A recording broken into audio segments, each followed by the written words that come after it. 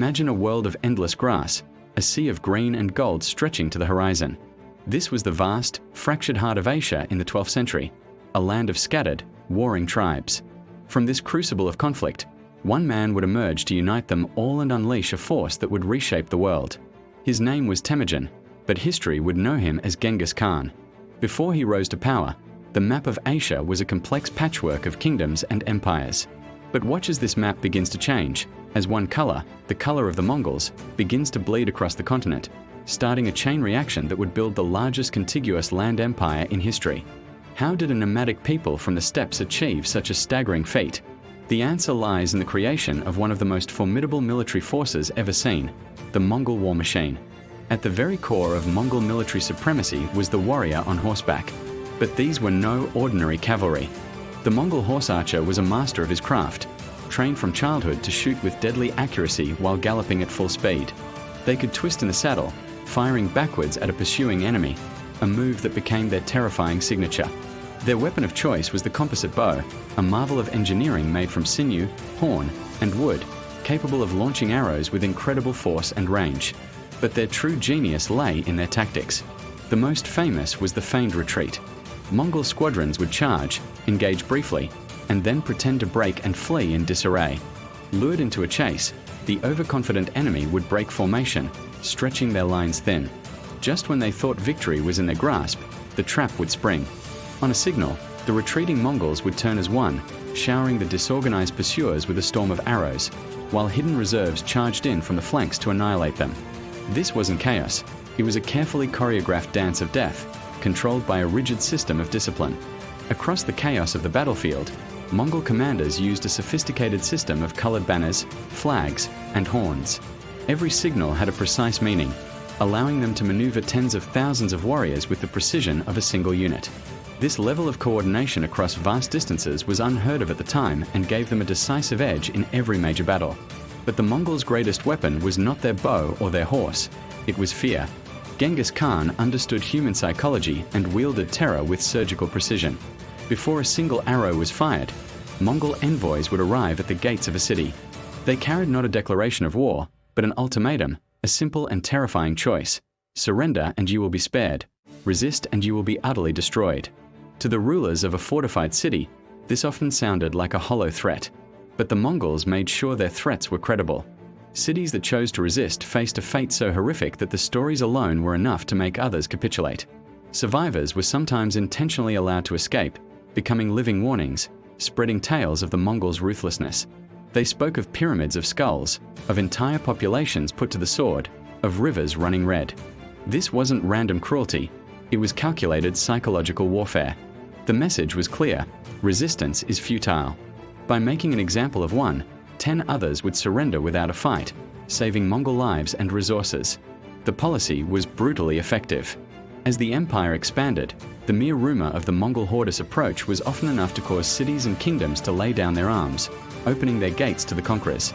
This strategy of preemptive terror was as vital to their expansion as any battle they fought. Initially, the Mongols were masters of the open field, their cavalry tactics unmatched on the plains and steppes. But what happened when they came up against the great walled cities of Persia, China, and the Khwarezmian Empire? This is where their incredible adaptability truly shone. The Mongols were not just warriors, they were learners. When they conquered a city, they didn't just take its wealth, they took its knowledge. They actively recruited engineers, craftsmen, and specialists from the people they defeated. Suddenly, the Mongol army, once purely a cavalry force, had access to the most advanced siege technology of the age. Imagine the siege of a great metropolis like Baghdad or Samarkand. The defenders, secure behind their massive walls, would watch in horror as the Mongols constructed enormous siege engines right before their eyes. Trebuchets, giant catapults capable of hurling massive stones, would pound the walls day and night. Battering rams, protected by heavy hide coverings, would inch towards the gates.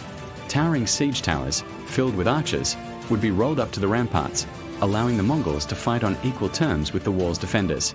They even diverted rivers to flood cities or undermine their foundations. They became masters of siegecraft by absorbing the expertise of those they conquered, turning their enemy strengths into their own. This ability to evolve from a nomadic horde into a sophisticated, multifaceted army was the key to their conquest of the most advanced civilizations of the day. So what was the ultimate source of this incredible military prowess? It all goes back to their roots, to their life as nomads on the unforgiving Asian steppe.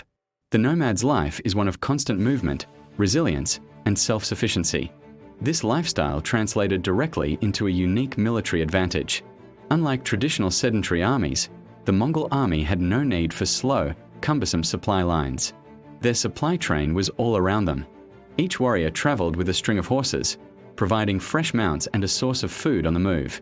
Their diet consisted of dried meat and curd, and they were famously able to sustain themselves on mare's milk or even blood drawn from their horses' veins when necessary. This made the Mongol army a self-contained, constantly moving entity. They could travel at astonishing speeds, covering up to 100 miles in a single day, appearing as if from nowhere to strike their enemies. Furthermore, their nomadic upbringing made them incredibly tough. They were accustomed to extreme weather, from scorching summers to brutal winters. Terrains that were considered impassable barriers for other armies, like vast deserts or frozen rivers, were simply highways for the Mongols. This resilience and mobility allowed them to bypass enemy fortifications, to strike deep within their territory, and to choose when and where they fought.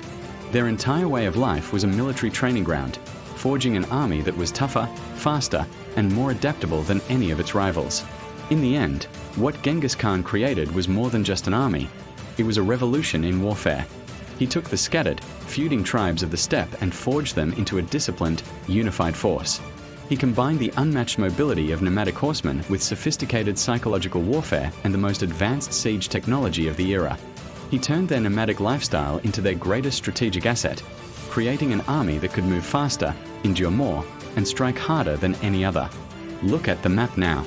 From the Pacific Ocean to the heart of Europe, the legacy of Genghis Khan is drawn across the globe.